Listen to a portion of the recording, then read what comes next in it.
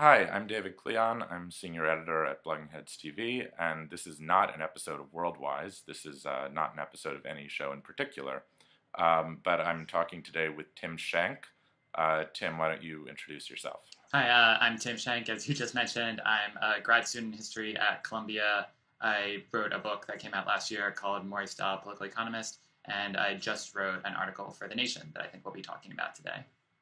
Yeah, so you wrote a giant article for The Nation. It's like 9 pages or something online, and it came out recently. It got a lot of feedback, especially in what I guess you could call, using the article's terminology, the millennial Marxist Twitter sphere, Mm-hmm.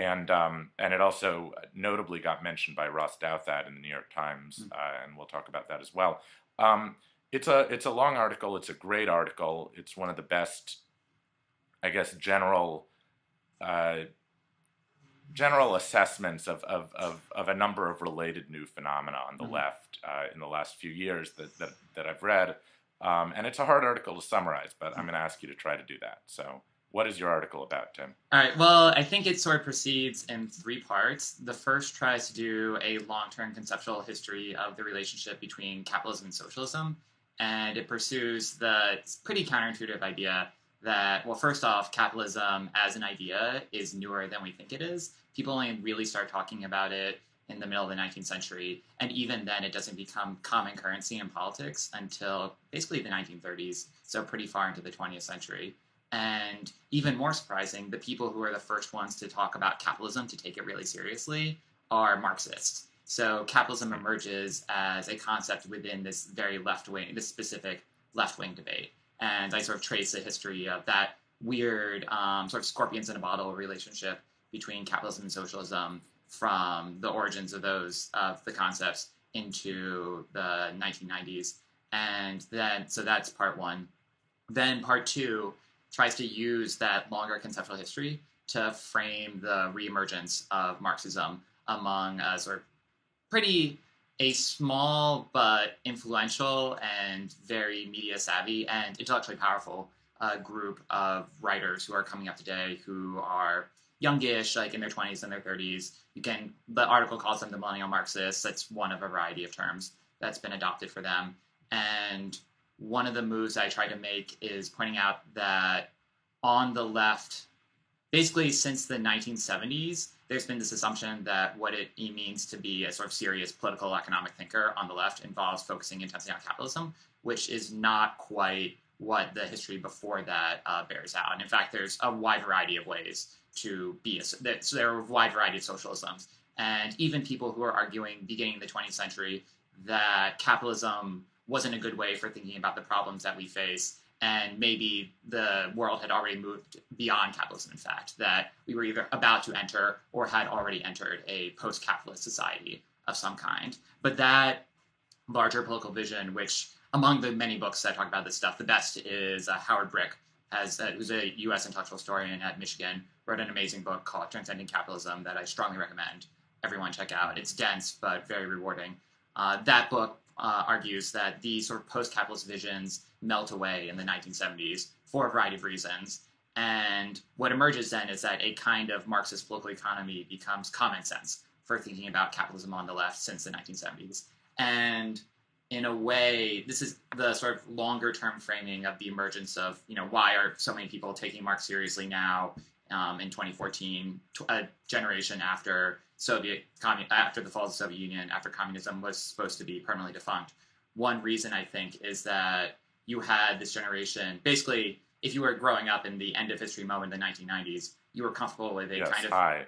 Like me, for example. Yeah, Or, and or like you. me, like lots of people, maybe like some people watching this right now, you were comfortable with a kind of economism that said, like, yes, capitalism is this big thing and it won, and that is the end of the story. And 2008 made it seem like, in fact, it wasn't the end of the story. And one radical move that you could make would basically be to flip the picture so that there's a way in which the Marxist revival is a kind of affirmation of some of the assumptions that guided the big end of history moment, which is itself a pretty recent emergence, pretty recent development intellectually. So that's kind of complicated, Yes. but that's what part two is about. So situating the millennial Marxist move against that longer history. Then after that, Yes. I talk about it was really weird. We added this book to the review before it emerged as a major phenomenon, but Capital in the 21st Century. Then I talk about that as, in a way, linking up to these earlier socialist traditions that were sometimes comfortable with Marxism, sometimes anti-Marxist, but it suggests a wider variety of left ways of thinking about capitalism, or even trying to move beyond capitalism and Marxist concepts altogether. So that is what the piece is about in a very long summary.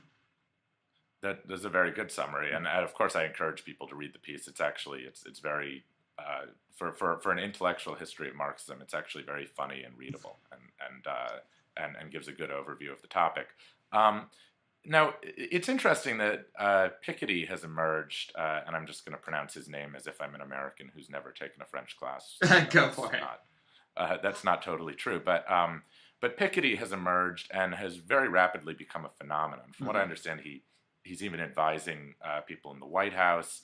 Paul Krugman thinks he's great. Liberal writers, including in D.C., are taking him very seriously. I don't think a really compelling right-wing critique of him has yet emerged, although there have been some stabs at it.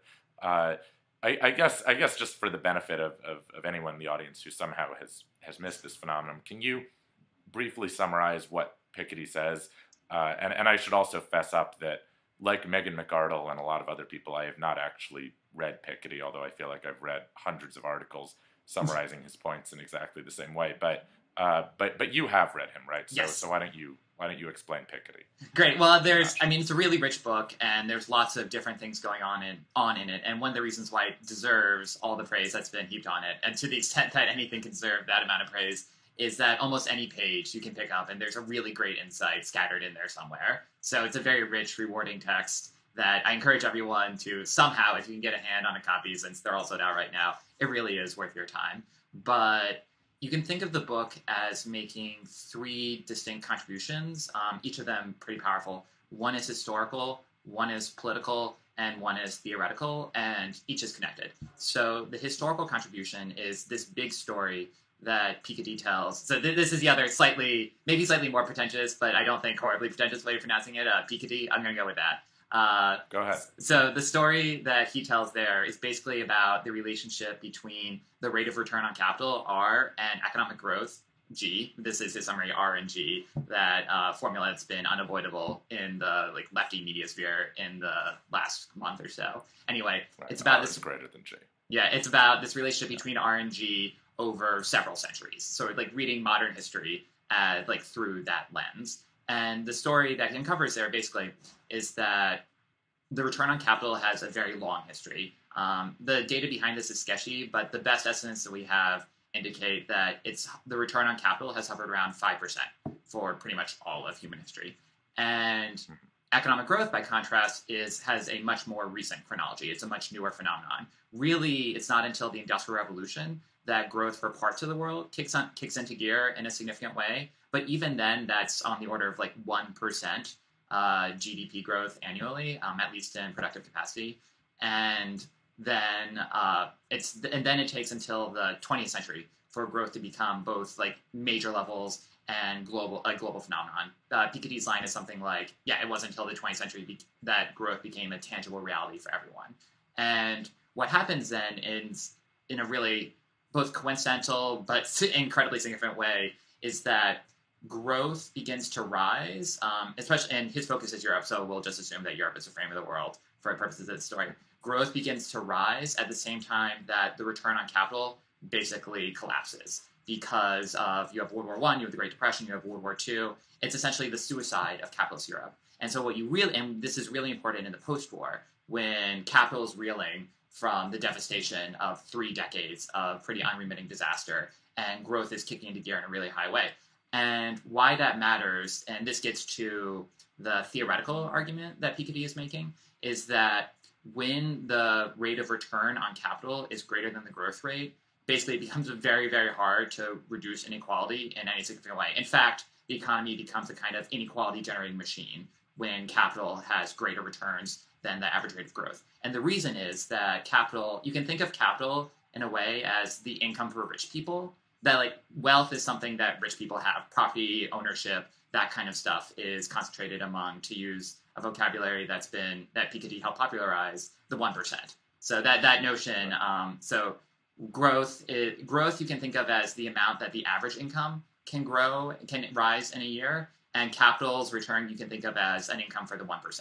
That's crude, right, but it gets at what's happening. So if the economy is growing at 3% and the rate of return on capital is going at 5%, that means that the rich, who are already richer, will continue getting richer. And even if conditions are improving for the middle tier, it won't be enough to compensate for inequality. But so anyway, the really striking thing that happens in the middle of the 20th century is that for the first time, R and G flip. R, which had almost always exceeded growth in the past, suddenly drops beneath it. And this is when you get what a lot of people will talk about as the golden age of capitalism, where you have high levels of growth and falling inequality. And this is a moment that is seen from Piketty's perspective. It seems very fragile, contingent, and recent. But in the 1950s, there were people everywhere prophesying that this would go forever and ever and ever into the future. This was also, by the way, the heyday for the post-capitalist visions that I was talking about earlier. This is when people thought, oh, we've got the growth problem solved, inequality is taking care of itself, we can move on to all sorts of other kinds of politics. It's, in a way, you can think of it as the goods of society can replace the demands of the economy. That was the heyday for that. And then in the 1970s, growth starts to fall, and capital, which had sort of been on its heels for a couple decades following World War II, begins to sort of mount a resurgent attack. And you see rising returns on capital. You see capital is stabilized, growth is falling, and that sets the conditions for the skyrocketing, in some cases, degrees of inequality that we've seen in a variety of countries over the last, since the 1970s, so over the last generation or so. And that is the end of Piketty's historical story, which you can understand because of this RG relationship, which is his big theoretical contribution, that there is no natural tendency towards reduction of inequality. Quite the opposite, in fact. There is a tendency for R to exceed G and for the economy to become this inequality machine. And that leads, finally, to the policy parts of the book, which are saying, okay, in order to deal with this phenomenon, what we need is a welfare state that can constrain the 1%, that can deal with the mass amount of inequality that capitalism tends to generate. And the ways you can go about it, there are two key methods that he cites. The first, which has been getting a lot of press, is a global progressive tax on capital, and the second is a return to what he calls confiscatory taxation rates, which were one of the reasons why inequality was so low in the middle of the 20th century, is that taxes were way higher. And so his recommended target is something on the order of 80% as a top marginal rate, or at least as a marginal rate for incomes above $500,000 a year. That's the levels that he's thinking about. So that, in brief, is what's going on in Piketty. Yeah, and of course that sounds like a policy proposal that will go over swimmingly in our current Congress. Oh, exactly. And our next Congress. It'll fly right through. No problems there. I can't anticipate any possible grounds for opposition. I mean, it's just such an obvious common sense idea. But so yeah, I mean, the way I've heard this explained in, I forget which article of the many, was so if Americans, let's say, who tend to look a little more favorably on capitalism than Europeans, if they grant that because, say, well, Steve Jobs, invented the amazing devices that we're currently communicating on, he did that through grit and genius and, very careful, assiduous exploitation of Chinese workers. Sorry, that wasn't worth laughing about, but it was, the way you phrased it was fine. You're right. And great design sense and so on. Therefore, he's entitled to his vast fortune. But even if you concede that that's the case, and that, in some sense he generated real growth, or at least generated something that many of us find very cool and valuable, now that fortune is going to be passed on through his heirs, who's to say they'll contribute anything remotely comparable, and they will continue to get a return on investment that exceeds economic growth. So we're sort of hurtling inevitably toward a class of kind of rentier aristocrats. Yeah, in a way, it's a return to the 19th century is the way he would frame it. That the world that we're going into now is going to look a lot more like the 19th century than the 20th. Right. And his label for it is a patrimonial capitalism, where exactly the rich will be rich because of what they've inherited. Right. So this dovetails, of course, with a lot of critiques that we heard kind of bubbling up in the left in the years preceding this book, notably with the Occupy Wall Street movement, which, although as an actual movement on the ground, it's totally fizzled, but the rhetoric, especially about the 1% versus the 99%, has really gone into the mainstream. You heard it in the 2012 election. You hear it in Elizabeth Warren's rhetoric and Bill de Blasio's to some extent. It's clearly, opened up a real conversation about inequality that even before Piketty showed up, and then Piketty seems to have brought in, the stamp of, serious economics. Science economics approves of Occupy Wall Street now, yeah. Which I guess you could argue has served people on the right very well for a long time. Yeah. So this also, I guess, laying the groundwork for Piketty, and as you mentioned earlier, there's been this kind of, maybe explosion is too strong a word, but there have been a bunch of new journals in the last couple years that we're both very familiar with that are mostly run by people in their 20s and 30s, and have sort of revived Marxist or just kind of more leftist as opposed to neoliberal ideas. Yeah, or even liberal, sort of like a broad left, not liberalism movement, I would say. Right. And the magazines we're talking about are all based in New York.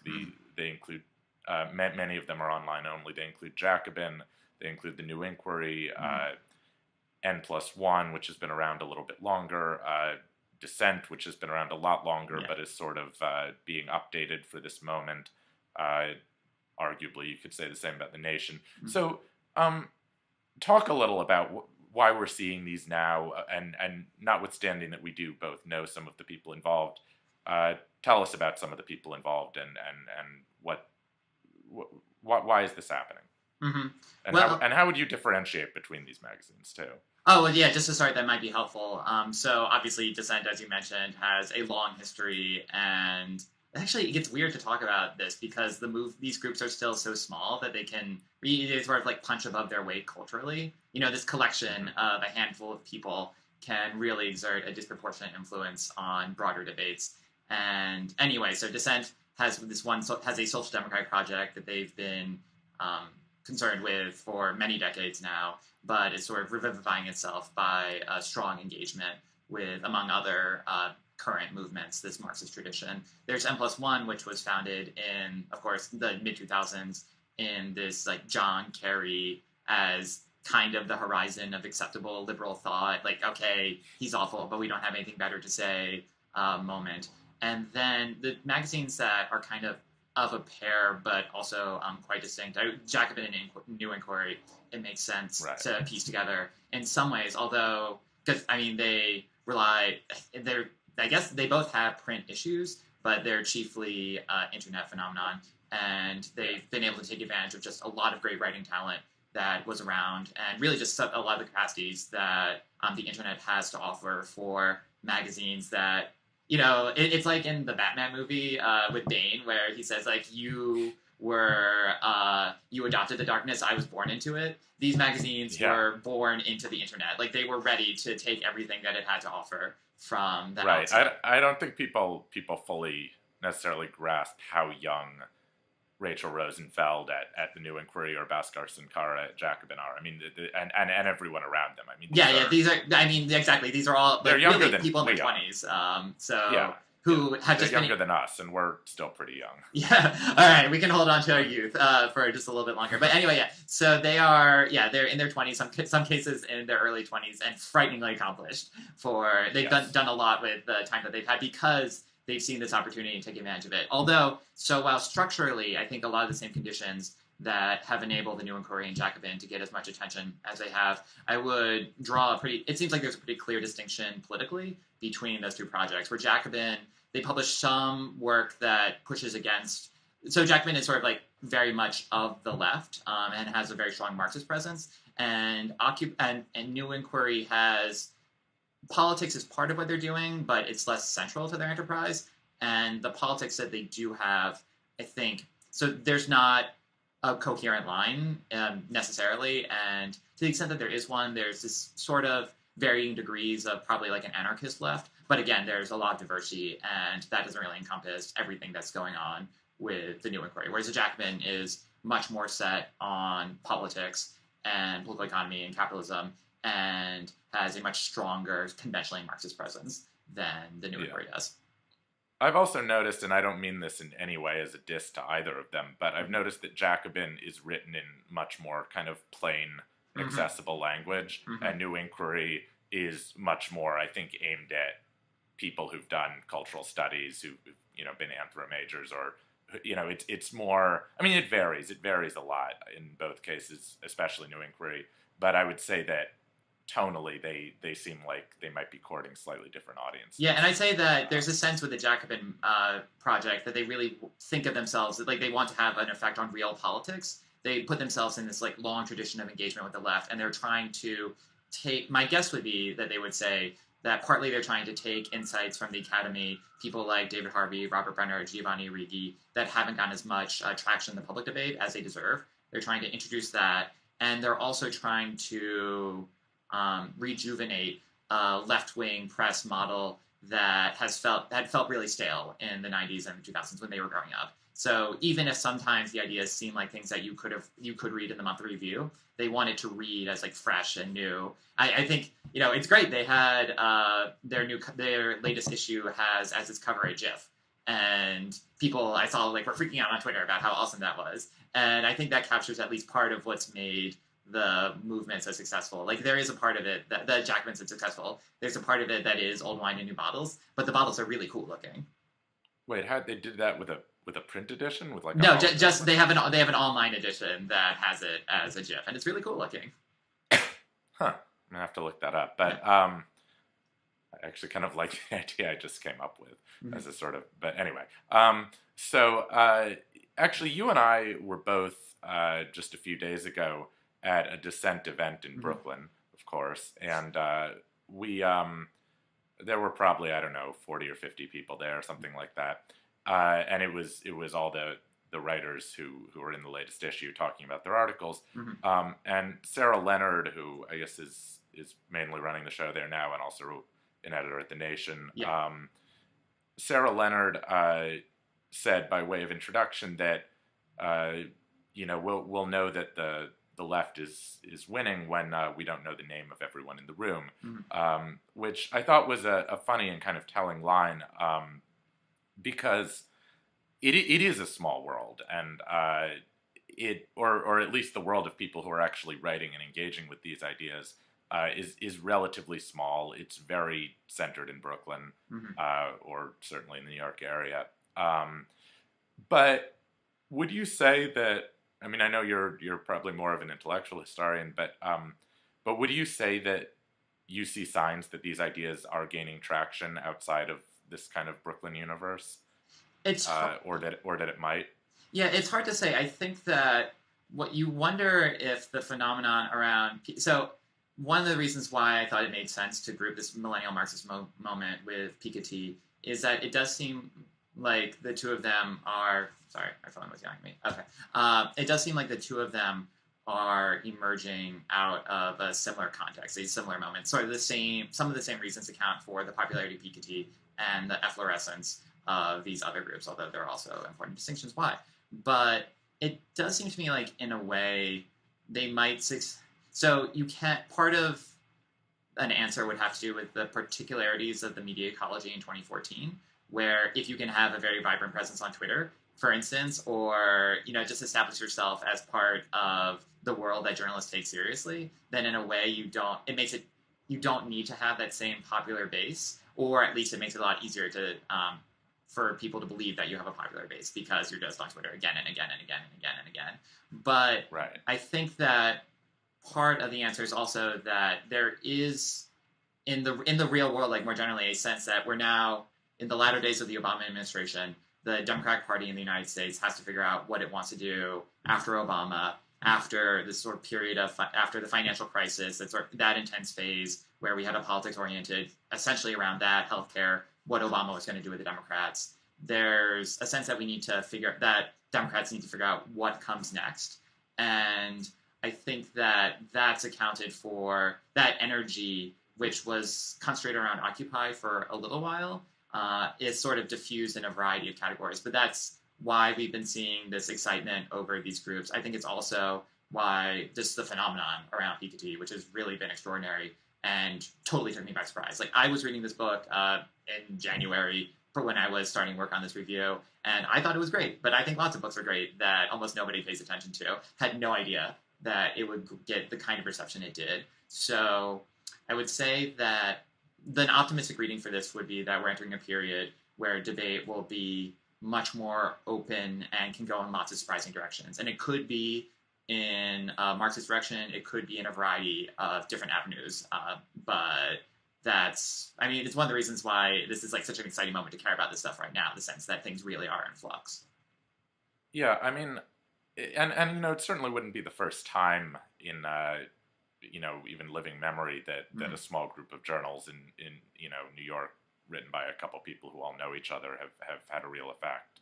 I mean, you could certainly see the neoconservative movement emerging from a very similar process. Not that that's probably, well, and of course they had some Marxist roots too, so the parallel might actually be. They care about organizing, getting stuff done. Yeah, right. I mean, Marxism itself, in various countries at various times, has kind of has a history of doing that. And you can also see, I mean, Brooklyn, although I doubt, I sort of would question how much overlap there is between, the Occupy movement or the people we're talking about and the kind of people who helped Bill de Blasio get elected. But I assume there's some, I mean, Bill de Blasio is actually kind of a Clinton Democrat in the grand scheme of things. Yeah. Literally associated with the Clintons. But certainly coming out of Brooklyn and sort of asserting Brooklyn's role in New York and getting a national profile by doing that, his rhetoric and some of his policies seem to cater to this profound discontent with inequality. Yeah. So it's hard to know where the lines of causality are, but clearly there's something going on in Brooklyn that might matter. One thing actually that I've kind of wondered about tied into that is, so, I actually live in Upper Manhattan. You do too? I do too. Yeah, I live right by Columbia. Yeah. So I live further north in Harlem, and we both, I'm sure, in different ways, know that the rent is too damn high, and I've often wondered to sort of play David Brooks type conservative pop culture critic here for a sec, which is not what I am, but I've sort of wondered if there is this tension, and I think Brooks did talk about it directly in a recent column, but I'll personalize it a bit more. If there is this tension where the kind of people who, let's say, write for small left-wing journals in New York City, or who are academics at Columbia or wherever, have to live in this city, one of the most expensive cities in the world, getting more expensive all the time. And, it's an utterly routine complaint at the sort of, dive bars that people like that might see each other, that, finance bros are so awful, they're so crude, they're so annoying, they take over neighborhoods and make them impossible to live in. They're filling up the city, international capital, Brazilians and Russians and Chinese are buying up, empty condos, and you hear this stuff all the time. It's just kind of in the air here.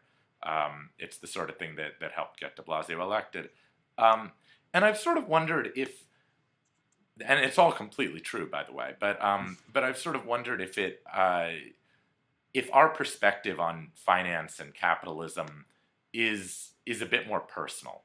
If we're able to separate what finance has done to struggling communities in the Midwest that in many cases we're just kind of reading about or using rhetorically, versus what finance has done in our immediate lives, which is to make it extremely expensive and difficult to live here. Do you see any connection between the sort of direct face-to-face exposure with the financial system and its global role, or? Yeah, no, well, I think for me, the question that this relates to is the connection between what's going on in the broader world and what a certain small subset of journalist types in in a few locations, for instance, Brooklyn, for instance, New York City more generally, how they perceive what's going on. And it seems to me that, if you've been looking for signs of a hopeful left-wing revival, then there are all sorts of pieces of evidence that you could pretty much always point to. What matters is how those pieces of evidence get tied together and presented to the wider world. And there, I think, is where you can have the influence, that's where a group of dedicated ideological journalists can really exert some power, is by providing people a vision of the moment that makes them hopeful that change is really possible. And of course, it's going to be tied in with their personal experiences as well. So, I think you're totally right that you could sociologize this phenomenon and say that, yes, because you have these people, because we're writer types and we're living in a city that's dominated by finance types, we are acutely aware of this phenomenon. But I wouldn't want to dismiss out of hand either sort of the real, there is a real history going on out there. And so in a way, what makes Piketty so interesting, actually, is you could present him as just a kind of boring empiricist who's out to gather the numbers and just wants to present the facts. But in a way, you could say that when the facts are so dramatic, when the declines in inequality have been so stark, that empiricism can have its own kind of radicalism. And something that's been striking to me, one of the most fascinating reactions to watch has been what the people at Fox have been doing. People like Matt Iglesias and Ezra Klein, who in the piece I say are these sort of, in a way, they're kind of older brothers to this Marxist movement. Like they were another group of people that were very savvy about the capacities for certain kinds of technologies, and that had a distinct political project and were very successful in advocating that project and establishing important venues for themselves. And I wonder if, just in terms of practical politics, like these people like Iglesias and Klein have been very enthusiastic adopters of Piketty. And you see Ezra Klein writing about the doom loop of oligarchy. You see Iglesias, I think, calling for sort of Piketty-esque taxation rates. I wonder, in terms of practical politics on this kind of stuff, where the Jacobin crowd and the people they would describe as these technocratic liberals, they've been at loggerheads about lots of specific issues over the last few years. But it seems as if on some of the big national policy questions, the reaction to Piketty seems to indicate that there's not as much daylight as one might have assumed from the intensity of those earlier debates between them. Right. It's a weird thing because, if I had to predict right now, if anyone had to predict right now, it seems very, very likely that our next president will be Hillary Clinton, who has a kind of establishment neoliberal reputation. I mean, she has, rooted in her husband's administration and the kind of third way Democrats. And it just occurs to me, I mean, she may, of course, adopt this sort of rhetoric going into the next election if she does, in fact, run. It wouldn't shock me if she tried to talk more about inequality, but it still seems likely to me that the Piketty crowd, whether you're talking about, supposed kind of technocrats like Ezra Klein, Matt Iglesias, or whether you're talking about a much more radical crowd like at Jacobin, it seems like neither of them will really fit comfortably in Hillary Clinton's Democratic Party. I mean, it's you might sort of think surface level that the Vox people would, but I don't know. I mean, I think most of them were more sympathetic to Obama when he was perceived back in the day. This is kind of past as a progressive alternative to Hillary Clinton. I actually think Iglesias supported John Edwards when he was seen as a progressive alternative to Hillary Clinton, which really seems like ancient history. But incidentally, last summer I moved from Washington to New York. I've moved back and forth between them a number of times, and I can say that it has been very interesting and refreshing because the media circles in Washington were kind of, were much more towards sort of Vox's orientation, and that is kind of that is kind of the left extreme. Yeah, exactly. Of No, you could also Washington tell discourse. this as like to sociologize in David Brooks' mode as a story of Washington D.C. versus New York, or Washington versus Brooklyn, Yes. and the different modes of approaching the world that come with those. Right. And if this were a different conversation, we could, I'm sure, Yeah. add a very interesting chapter about the discourse coming out of the Bay Area right now and how that's transforming everything. But we'll skip that. Speaking of well-known New York Times columnists, I mentioned earlier that your piece got mentioned in a Ross Douthat column, which is a pretty big win, actually. And that Douthat column also relates a little bit to one of my previous questions about, is there resonance for this outside of Brooklyn? Because he seemed to like your piece and to kind of give it its due as a general examination of these interlocking left-wing phenomena. And then in his, inimitable Douthat way, he suggests, well, actually the it is true that there's widespread discontent with our elites and with the economic system, but in both the U.S. and Europe, where the really vibrant roots of that discontent are on the populist right and in kind of traditionalism. And he seemed to suggest at the end that if the millennial Marxists really want to resonate with someone, maybe they should fall in with Christian populists. I'm not exactly sure what he was suggesting, but in any case, here's your chance, Tim. How would you like to respond to Ross Douthat's column that mentions you? Yeah, it was a fascinating move that he made, and a way you could say it was sort of like quintessentially Ross Douthat, because what he was doing, you could make the argument, is that he was calling for a sort of moralization of the left in the same way that he's been trying, as a strongly Catholic conservative, to push for keeping a hold on that for conservatives. And maybe even if you want to, he's saying that a good thing to keep in mind is like trying to have a Sam's Club democracy, or a Sam's Club left of some kind that took the issues that this constituency, sort of broad swaths of middle Americans, care about seriously, except that in the case of the Republicans, it was about sort of making sure that political economy was attended to. And here it's about taking moral concerns seriously. It's hard because the reference was so brief. It's provocative and certainly interesting to think about. As you could say, there's a big question of like left-wing tactics and what should be done, or there could be a more political, like direct, immediate series of approaches that could come out of it. So yeah, don't just like laugh out of hand concerns about abortion or something like that. I'm not quite sure how he would elaborate that argument, but it seems to me that it's a little bit out of temper with the moment, because in a way almost it seems like it would be dragging us back to this culture wars period. And one of the things that's striking about at least this like Marxist revival is that implicitly it seems like a kind of rebuke of the cultural politics that were so much of the left for the last generation since the 1960s, and a call for a return to questions of local economy. And like that's why one of the reasons why capitalism has emerged as the big frame, because people are saying like, listen, we've done all these other things for a while, but let's get back to economics. And I think that